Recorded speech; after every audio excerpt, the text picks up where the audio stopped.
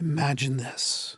You're staring at the night sky, black velvet littered with tiny pinpricks of starlight, when out of nowhere, a glowing object streaks across, zigzags unnaturally, and vanishes. Your jaw drops. Was that something otherworldly? The question hanging in the air isn't just about science or conspiracy theories anymore. Nope. It's also about God and us and what it means to be human. I'm Theology Jack, your guide in exploring life's questions and mysteries. Today, we're going to look at how the possibility of extraterrestrial life might turn our understanding of God upside down, or maybe just expand it in ways we've never dreamed.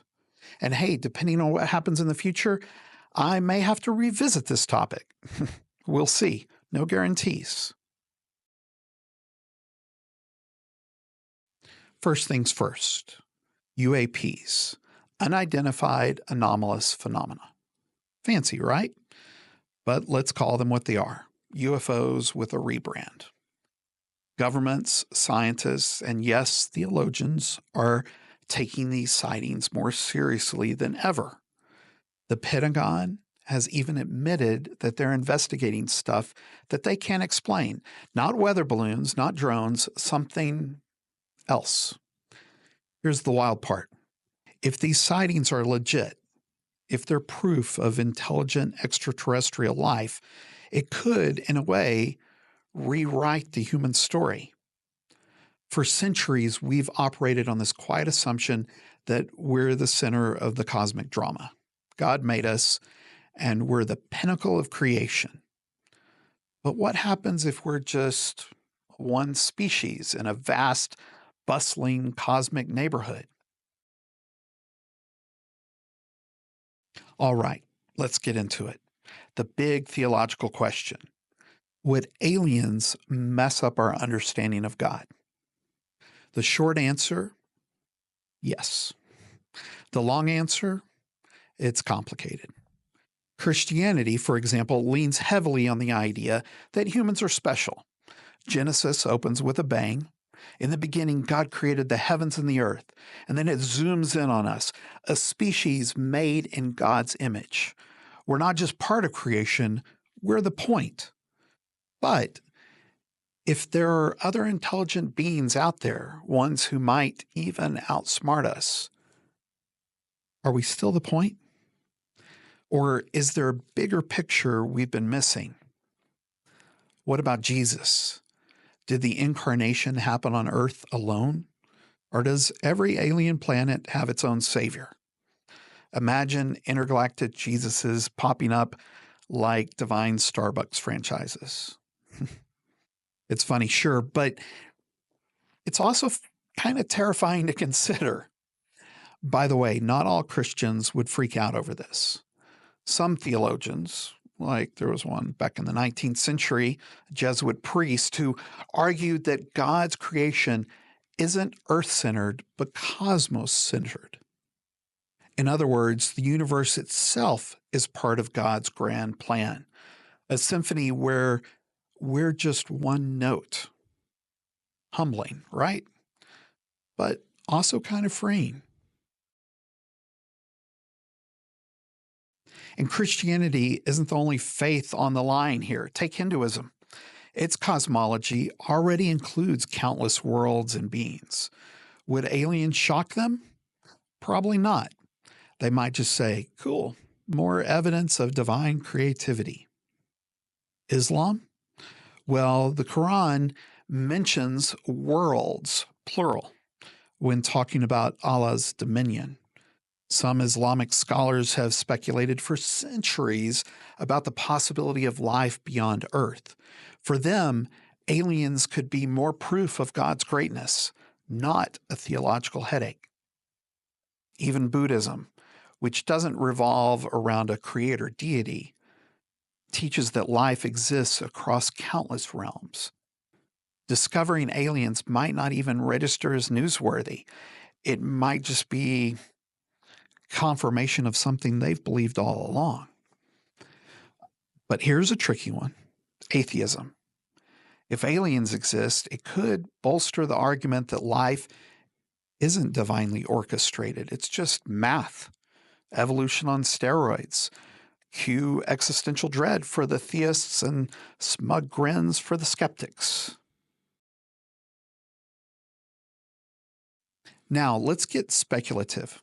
Say NASA, or let's be real, SpaceX, makes first contact tomorrow. How does organized religion respond? Here are a few scenarios. 1. Resistance mode. Some religious groups might double down, claiming aliens are demonic. Yes, there's precedent. Some medieval theologians thought comets were omens from Satan. This response clings to a human-centered universe like a toddler clutching their favorite toy. 2. Incorporation mode. Other groups might say, you know what? Let's add aliens to the narrative. They'll reinterpret scriptures to make room for extraterrestrials. Suddenly, the heavens declare the glory of God feels a lot more literal. 3. Radical expansion mode. That's the boldest option, rethinking everything. What if God's plan isn't just about humanity, but about life itself in all its infinite forms? What if salvation isn't about individual souls, but the flourishing of the cosmos? That last one, theological mic drop. It suggests that humans are still special, but not the special. And maybe that's okay. Let's zoom out even further. What does it mean for our sense of purpose if aliens exist? For centuries, we've built our identity on being unique. Unique in biology, unique in culture, unique in having Wi-Fi and bad reality TV. But aliens, they could make us feel small, insignificant, like ants discovering they've been living next to a giant picnic this whole time. Yet here's the kicker. Maybe smallness isn't bad. Maybe realizing we're one tiny thread in a vast cosmic tapestry is, in a way, liberating. If God's love is big enough to encompass not just Earth, but the universe, doesn't that make it even more awe-inspiring? On the flip side, if you're leaning toward atheism, aliens might reinforce the idea that life is random, not sacred. And still, doesn't that randomness have its own kind of wonder? Either way, whether you're a believer or a skeptic, the cosmos has a way of making us rethink everything. Okay, so what do sacred texts say about aliens? Nothing directly. Sorry. No UFOs in the book of Revelation, though some of those visions come close. But the Bible, like most religious texts, is full of room for interpretation. Take Psalm 8, where the psalmist marvels, "What is man that you are mindful of him?" It's basically an ancient way of saying, why do we even matter? If aliens exist, that question gets louder. And yet the Bible's recurring theme is that God's love doesn't depend on size or status. David was a shepherd, not a king, when God chose him. Israel was a tiny nation, not an empire.